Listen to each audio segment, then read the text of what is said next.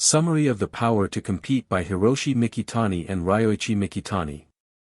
In The Power to Compete, Hiroshi Mikitani, the founder of Rakuten, engages in a series of deep conversations with his father, Ryoichi Mikitani, a respected economist, about the future of Japan in the global economy. The book presents a powerful and insightful discussion on how Japan, once an economic powerhouse, has gradually lost its competitive edge and what steps it must take to regain its position in the world. Through their dialogue, the Mikitanis explore the economic, social, and technological factors that have influenced Japan's decline and potential revival. The book opens with an exploration of Japan's past economic success, particularly during the post-World War II era when the country became a global leader in manufacturing and technological innovation.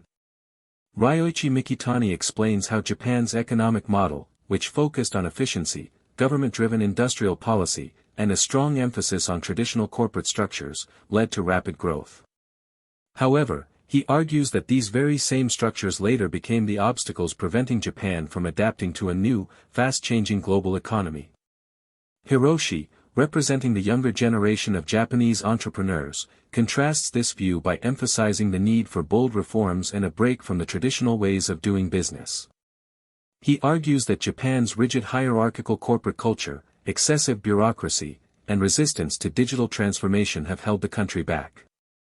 Instead of relying on government intervention and protectionist policies, Hiroshi believes that embracing open markets, encouraging competition, and fostering entrepreneurship are key to Japan's economic revival. One of the major themes of the book is the role of innovation and digital transformation in shaping the future economy. Hiroshi discusses how Rakuten, his own company, was built on the principles of adaptability, open competition, and global expansion. He highlights how businesses must adopt a digital-first approach, focusing on e-commerce, artificial intelligence, and global connectivity to stay relevant in the 21st century. According to him, Japan lags behind in the adoption of internet-based business models compared to countries like the United States and China. Education is another critical topic in their discussions.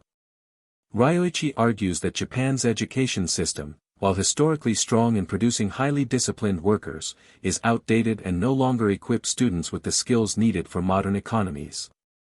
He stresses the importance of creativity, problem-solving, and international perspectives in education. Hiroshi agrees and points out that Japan must shift its focus from rote memorization to fostering innovation and entrepreneurial thinking among students. The book also critiques Japan's labor market, which has traditionally been characterized by lifetime employment and seniority-based promotions.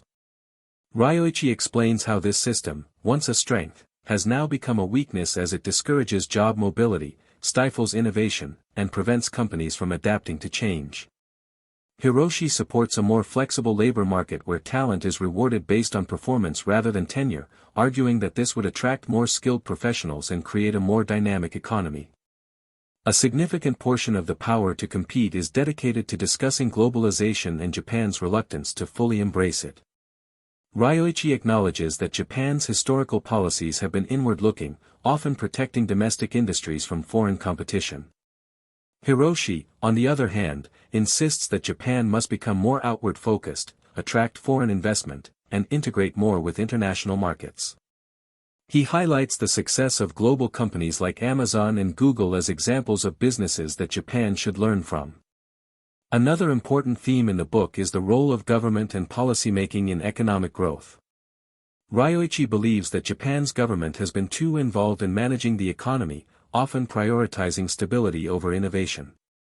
Hiroshi suggests that instead of excessive regulations, Japan needs policies that support entrepreneurship, encourage competition, and provide incentives for startups.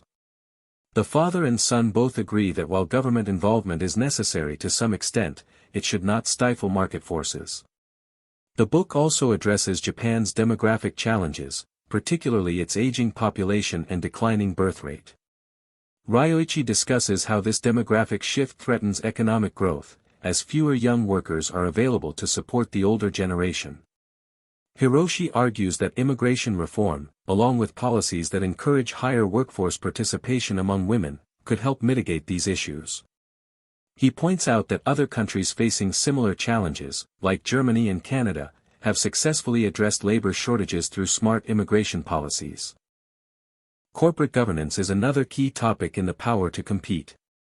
Ryoichi critiques the traditional Japanese corporate culture, where decision-making is slow and hierarchical, making it difficult for companies to innovate quickly. Hiroshi, drawing from his experience leading Rakuten, advocates for a shift towards more dynamic leadership structures, where decisions are made faster and employees are encouraged to take risks.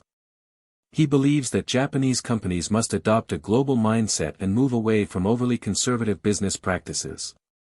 The discussions also cover the importance of risk-taking and failure in fostering innovation.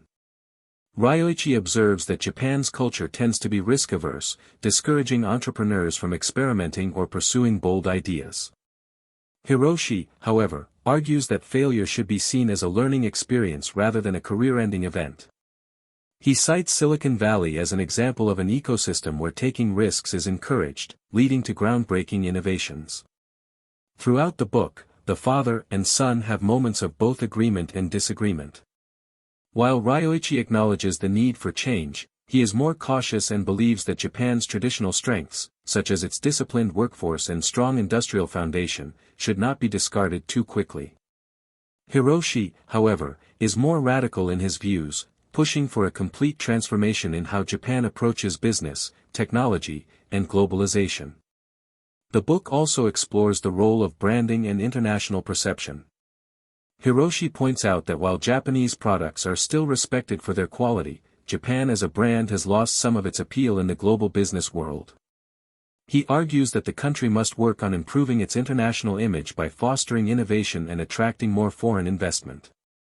He believes that companies like Rakuten, which operate globally and embrace diversity, can serve as models for the future of Japanese business.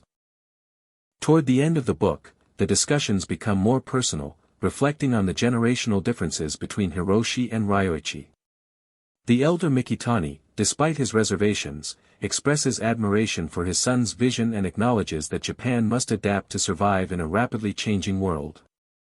Hiroshi, in turn, respects his father's wisdom and acknowledges that Japan's economic transformation will require both innovation and a careful balance of tradition. In conclusion, The Power to Compete is both a critique and a call to action for Japan's economic future. It presents a compelling argument that for Japan to regain its position as a global economic leader, it must embrace innovation, competition, and a more open economy. Through their intergenerational dialogue, Hiroshi and Ryoichi Mikitani offer valuable insights into the challenges and opportunities facing Japan. The book serves as a roadmap for economic reform, not just for Japan, but for any nation struggling to adapt to the modern global economy.